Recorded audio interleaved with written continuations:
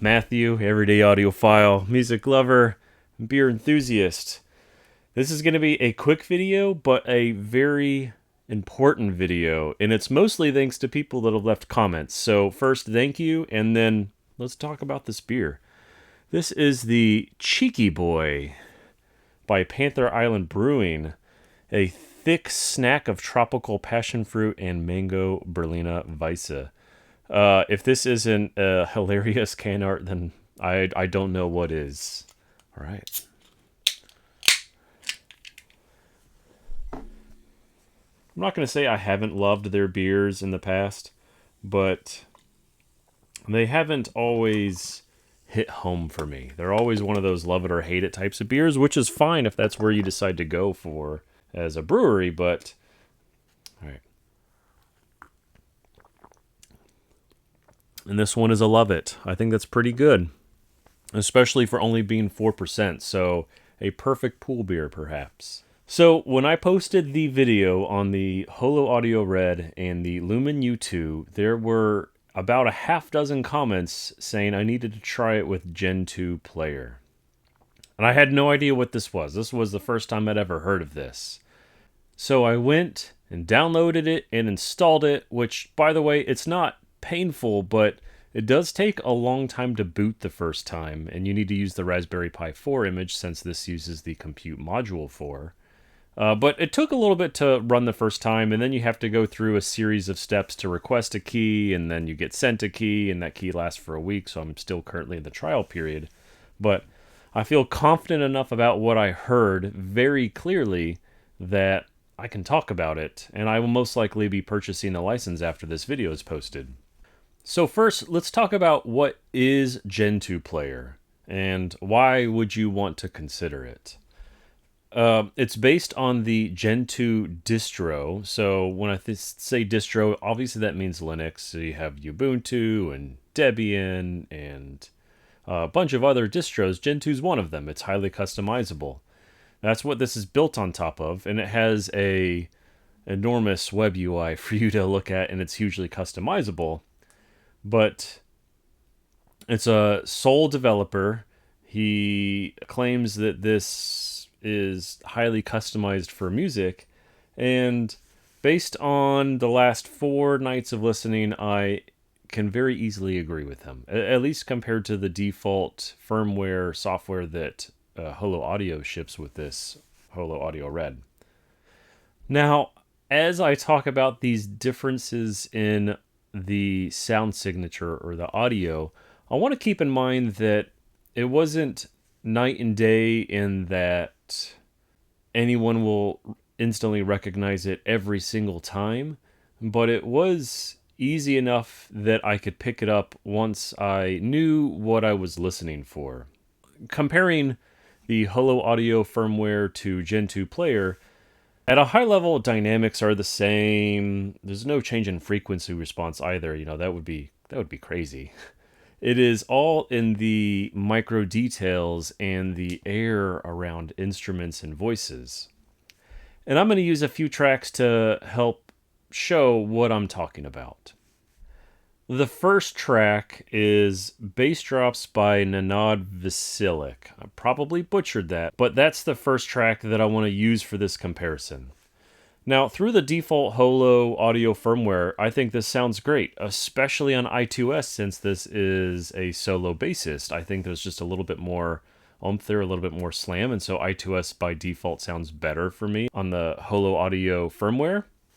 But switching to Gentooplayer, you get a little bit more of that vibrato that lingers in the air after the note. The note itself is the same. I did not hear any difference really in the attack or the presentation of a note as it's being played. It's all in that air afterwards, that decay, how much of that little detail comes through. And I was really quite amazed switching back and forth that I could consistently hear through the Holo Audio, the default firmware, that there wasn't much vibrato in his notes whenever he stopped playing for a second or two. It just kind of leveled out, and that was it. switching to Gentooplayer, it was very obvious that there's vibrato that just continues, and it feels like it could go on forever. So getting that little bit of extra detail, especially when I was under the assumption that these tube amps weren't, not that they weren't capable of that detail, but it was just maybe it was getting a little bit lost. Because when I switched the amplification to my Audio A21, I can hear that vibrato again through the Holo Audio.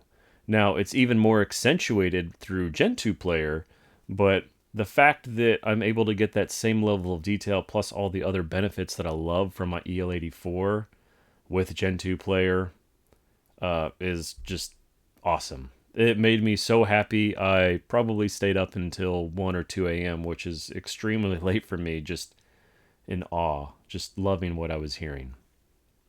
The next track is Liberty by Anette Askvik. I think this is a pretty popular track in the audiophile group, and for good reason. There's so many little details here and there that it is easy to lose them depending on your speaker setup or the amps or for any given reason. So any differences in the little micro details, the air about her voice and the instruments and the space that she's playing in can be a really telltale sign of how good the recording is, how good your speaker setup is, or whatnot. And this is one where Gentooplayer again showed me that there was even more detail in those little soft sounds that you hear in the room as this track is playing. Not that they weren't there with the default firmware, but they became even more evident. A little bit more attention brought to them. That doesn't mean that they were brought forward in the soundstage, just that I could hear them more clearly without having to hyper-focus. And this was something that was very easy to switch back and forth. It kind of reminded me really of going from Roon to UP&P, that difference there. I haven't tried UP&P yet with Gentooplayer, but seeing as it wasn't that much of a difference with the default firmware, I do wonder, is it gonna be better like the case was with the Lumen? I'm not sure, so that's something that I'll have to still try out. The last one is also very popular among audiophiles, or just those that love jazz in general. It's You Look Good to Me by the Oscar Peterson Trio. The reason I chose this, again, is because of the bass in the right channel. It is so much more detailed, so much more lifelike through Gentooplayer that it's hard to imagine that just switching software made this big of a difference. I think it goes to show that Holo Audio themselves have wonderful engineering in their product. As you can see by their DACs and their preamps, they're usually pretty well lauded for their absolute performance.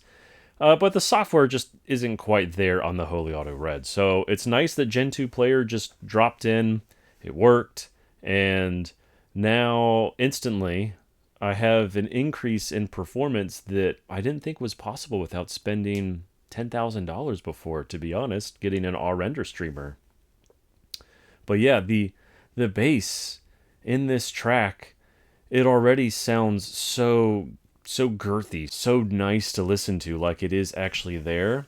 And with Gentooplayer, it comes through even more like he's working extra hard on that vibrato and that side of the soundstage. So I don't know why just switching softwares work that much. Based on my reading, Gentooplayer does a lot of work with moving all of the currently running files into memory, so you're not reading from the disk at all, and supposedly that makes a big difference. There's also an optimize Roon button in the menu that supposedly makes a difference. I haven't done a comparison yet on the before and after, but next time I update Roon, I'll be sure to give that a shot. But yeah, I wanted to make this video and just talk about my experience with Gentooplayer. I think it is wonderful so far. I plan on getting a license, and the next step is to try Diretta.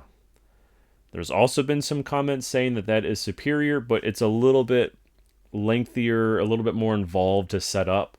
So that may be a week or two for me to even get it set up and running and giving it a shot before I let you know my comments.